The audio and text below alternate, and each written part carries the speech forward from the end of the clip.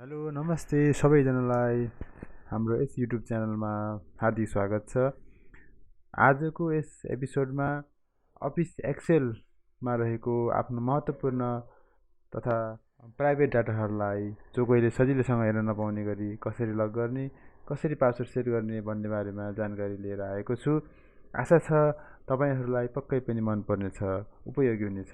आउनुहोस् भिडियोलाई सुरु गरौँ।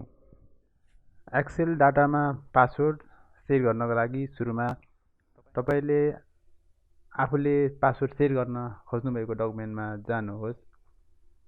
जस्तै मैले यहाँ एउटा डकुमेन्टलाई लग गरेर देखाउँछु। जस्तै यो डकुमेन्ट, यो स्यालेरी सिट भन्ने डकुमेन्ट, यसलाई खोल्नु होला। त्यसपछि अन्त केही गर्नु परेन, यसमा स्टार्ट मेनुमा जानुहोस्। सेभ एजमा ओके गर्नु होला। त्यसपछि यहाँ टुल्स भन्ने अप्सन छ, यसमा जनरल अप्सनमा ओके गर्नुहोस्। त्यसपछि यहाँ पासवर्ड टु ओपन भन्ने ठाउँमा आफ्नो पासवर्ड राख्नु होला। त्यस्तै गरी पासवर्ड टु मोडिफाई भन्ने ठाउँमा पनि तपाईँले पासवर्ड राख्न सक्नुहुनेछ, यसमा नराख्दा पनि हुन्छ। यहाँ रिड ओन्ली अप्सन छ, आफ्नो डकुमेन्टलाई रिड ओन्ली अप्सनमा पनि राख्न सक्नुहुन्छ, यो नराख्दा पनि हुन्छ। आफ्नो आवश्यकता अनुसार तपाईँले राख्दा पनि हुन्छ। मैले नराखिकन गरेँ, ओके गर्नु होला। पासवर्डलाई रिड इन्टर गर्नुहोस्, पुनः ओके गर्नुहोस्। आफ्नो डकुमेन्ट कुन फोल्डरमा छ त्यही फोल्डरमा यसलाई सेभ गर्नुहोस्, रिप्लेस गरिदिनुहोस्। तपाईँको डकुमेन्टमा पूर्ण रूपमा पासवर्ड सेट भइसकेको छ। त्यसको लागि पुनः चेक गर्नुहोस् खोलेर। जस्तै मैले चेक गरेँ, यहाँ हेर्नुहोस् पासवर्ड सेट भइसकेको छ। अब पासवर्ड राख्नु होला। यसमा यदि पासवर्ड थाहा छैन भने यो डकुमेन्टलाई अनलक गर्न त्यति सहज छैन, त्यति सजिलो छैन।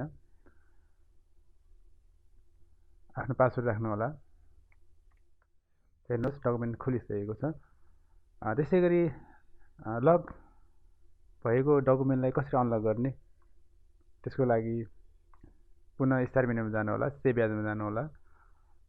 पुनः टुल्समै जानुहोस्, जनरल अप्सनमा जानुहोस्। जुन यहाँ पासवर्ड छ यसलाई डिलिट गरिदिनुहोस्, अरू केही गर्नु परेन। ओके गर्नु होला। पुनः यसलाई आफ्नो जहाँ जुन फोल्डरमा आफ्नो डाटा छ त्यसैमा लगेर सेभ गर्नु होला, रिप्लेस गर्नु होला। यो डकुमेन्टबाट पासवर्ड रिमुभ भइसकेको छ। पुनः चेक गर्नुहोस्, हेर्नुहोस् यो बिना पासवर्ड खुलिसकेको छ, यसमा पासवर्ड रिमुभ भइसकेको छ। धन्यवाद। आशा छ यहाँहरू सबैजनालाई मेरो भिडियो पक्कै पनि मन पर्यो होला।